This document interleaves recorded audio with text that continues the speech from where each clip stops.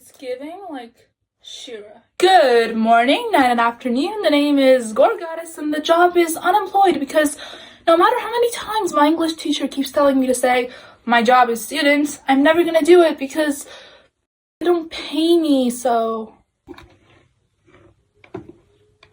Today we will be discussing a subject which haunts many of our nightmares: art block. A minute of silence. There is nothing worse than feeling stuck in the nothingness between idea and execution. Especially when you have neither of them. You don't have the idea, you don't have the execution, you're just left there in the nothingness like a chicken, you know what I mean? Like floundering, you know? Floundering. High literature. Anyway. But don't worry, this closeted theater kid has got 10 tips. That is 10 tips to help us slay our art blocks, because I am currently experiencing it after trying to crochet a skeleton top in one day and failing miserably. I feel like a disappointment. It is what it's supposed to be, but it has 3 ribs missing and it doesn't fit over my head. You know? I really don't want to make ribs anymore. I think it is time that we get to it. That's enough chit-chatting. That's enough gufto shanuda. Tip number 1, consume other people's favorite media. We've all got that one friend and been that one friend who's always begging us to watch or read their new favorite obsession. I think we should use our art blocks as a opportunity to kind of like catch up on all the movies, books, TV shows, and like fanfic recs that we've been neglecting. And like, this isn't just a wonderful bonding activity. Now, why would I ever suggest that you actually be emotionally present for your friends? Like, no, don't do that. There is a huge chance that your art block is caused by like your creative well drying up, and like diversifying the media that you consume is way better at like hydrating you than like Gatorade. Like, you Americans like really look for a luxury solution to everything, man. Like, you guys. But yeah, call that one friend and schedule a meetup if you can, or just stick to FaceTime if not, and give it a go. You'll either end up like finding a new obsession to obsess over for like hours on end, or you'll just end up binge watching every episode of Keeping Up with the Kardashians, whether you like it or not. Like, those are the 2 options. Either it's a masterpiece or it's Keeping Up with the Kardashians. Redraw your old art. Oh, okay. Okay, so like this might be triggering for some of you all, so like let me hold like your hand as I say this. The world will not end if you look through your old art and see how cringe it is, okay? However, if you keep avoiding your old art and being afraid of critique, then there will come a day when you compare your old art to the one you drew yesterday and you realize you haven't improved at all. And then the world actually will end. That's like world-ending, apocalyptic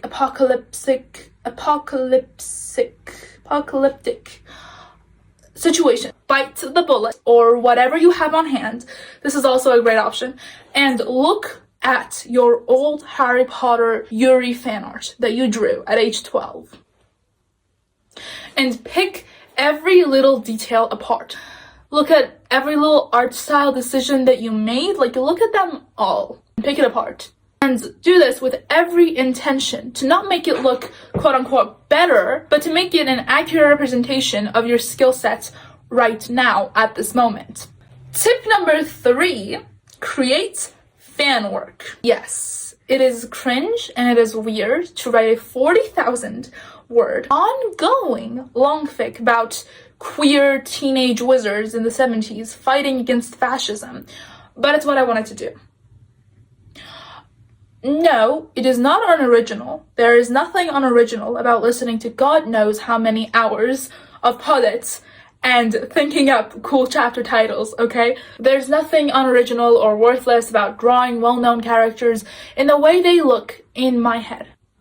I'd argue it takes even more originality to make fan work than it takes to make something from scratch, but that's an argument for another video, not this one. The good thing about fan work is, like, when you make fan fiction or fan art or something, you can put the pressure of creating a world and making it make sense behind you and play in someone else's sandbox This opens like the floodgates of ideas previously closed by the stresses of creating. You know what I mean? I think people don't understand how stress it takes to create something. Like, I'm honestly just so stressed, like thinking about how can I make this make sense? How can I do this? How can I do that? Is this attractive to anyone? Does people like this? Like, do I like this?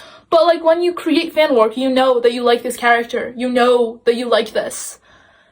There's no stress. And like I don't see people talking about this a whole lot. So like, by making fan work, you are exploring media in a way that you can't do by just observing silently, by just lurking. Like, you can't explore media like that. You know what I mean?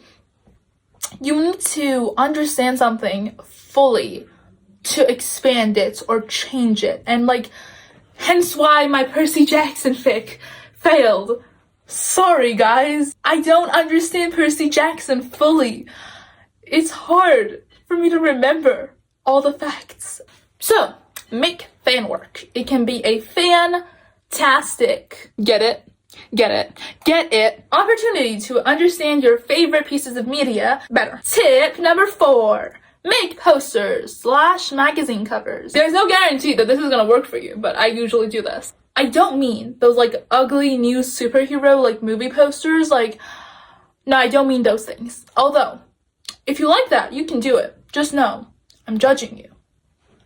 No. I'm talking artsy. I'm talking about like Saul Bass levels of artsy. So like, you can do this for your OCs, your favorite characters, even yourself. Like, I would kill to make a poster about myself. And like, I do this with like thumbnails, you know what I mean? Like, the thumbnail of this video took me like 3 days to make. It took a lot of work. I consider that a poster. And it's like, create it with intention, create it with care and vibe, and include anything that like turns your freakish artist side on. You know what I mean? Like, warm colors going in, back shots going in. Absolutely. A version of Regulus Black, who looked like he just stepped out of the 17th century aristocracy, inspired by that one Finn Wolfhard August Man magazine cover with that random lady on TikTok's eyeliner for inspiration. Well, it's weird that that's what turns you on, but no judgment. Nothing worse than DC posters anyway, you know what I mean? So get up. You can do this physically, like, too, like, I think I have it here, actually. I drew this like a year ago, I think. You can do this physically too, okay? I love this. Alrighty. Tip number 5, crack open your science textbook. Yes, the one you haven't touched in months. I can already like hear your objections through the screen. Why are you telling us to study to heal our creativity? That's the reason it's hurt in the first place. I swear I get it, but to all those people out there, like, it's highly possible that your art block is caused by the stress of learning for a deadline and not because of learning itself. In fact, learning is one of the most enjoyable things one can do, so don't let school ruin that for you. For me, I love gaining inspiration from science, and it's why I study atoms and the earth whenever I fall into a slump. It can give you character ideas, world-building concepts, anything, and it doesn't have to be your science textbook either. Hell, crack open math if you like. It's killing 2 bugs with 1 spurt. Art block and like studying being the bugs. And look, you might even gain arcanic inspiration afterwards, you know what I mean? Tip number 6, illustrate poetry. So, like, I'm pretty new to this, so take it with like a cup of salt. But man, this shit works. Like, it does. Good poetry is like visual, and it makes images come to your mind. So it feels like magic to illustrate poetry because like, it's so easy. It's like, the author is practically telling you what to draw. You know what I mean? Like, and it's like, you can create characters for a poem, make a landscape out of a poem, hell, make a goddamn poster for a poem. So here are my like recommendations for what you should draw, because I feel like these are so visual, you know what I mean? Kind of. So, The Astronomer to His Pupil, The Goblin Market, and To the Young Who Want to Die. Poetry tube, I'm here, babe. I'm here. Tip number 7, reimagine objects. Now this, it takes work, okay? So I'd only recommend it to the girlies, gender neutral, who are here to hustle. So like, yeah, you can like kill 2 CEOs with 1 engraved bullet. You know what I mean? Like art block and world building being the two CEOs. Dark humor. Tip number 8. Put yourself in another's shoes. I do this daily. This doesn't really help the maladaptive daydreaming accusations. This is definitely one of the weirder ways to like slay your art block, but it almost always works for me. The person you're trying to put yourself in the shoes of can be anyone, but the trick is it can't be someone you've already made up, you know what I mean? It can't be a character that you've already made. Make them up on the spot and stick with them, like really commit to them, you know what I mean? Like, for example, let's say you put yourself in the shoes of a character who's a high school teacher, because my mom's a high school teacher. Now, when you dress in the morning, you might think to yourself, oh, I need to do this according to the dress code for the school. And then you make up the dress code, and so on and so forth. You just keep making shit up. As you keep thinking like this and asking yourself these questions, and you start making a whole character with a backstory, life, and a reason behind why they exist, I promise you, if you put the work in, your fingers will soon be itching to draw a character profile or make a short film or write a short story or a song, like whatever floats your Tesla, you know what I mean? Tip number 9, do something else entirely. Sometimes you want to draw, but you can't. And sometimes you can't draw, but want to. Those two mean the exact same thing. I tricked you. They're just in reverse order. So, anyhow, what I mean is, if you don't want to draw, then just don't draw. It's just a hobby, you know what I mean?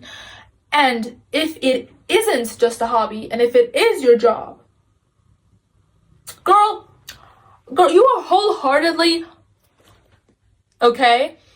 And it's like, you need to get your head back in the game. Why are you here? Snap out of it, girlie. Shut YouTube and get to work, okay? Your livelihood depends on this. But chances are, you do art for fun. So if you can't get it up, get it up. It's like, get your pencil up, like, get it up. And, like, you don't want to get it up, then, like, don't. Try something else entirely. Try some other form of self-expression. Move your body. Throw yourself into schoolwork. Start crocheting. And the thing is, your attention span is probably so cooked already that you'll probably just, like, get bored of whatever you're trying to do quickly, and, like, you'll just get back to art. Or you'll forget art entirely in favor of Irish tap dancing. It's your choice. Oh shit, my mouse. Well, we are almost at the end of the video now. So if none of these tips have helped you, you're in luck, because I've got another one. If all else fails, all you gotta do is take matters into your own hands and draw yourself a sword and get to stabbing. See, if this video worked the way it was intended to, you are probably standing over the dead body of your art block with bloody sword in hand. And if you are currently experiencing that, well, please watch the next video, 10 ways to bury the dead body of your art block. See you there.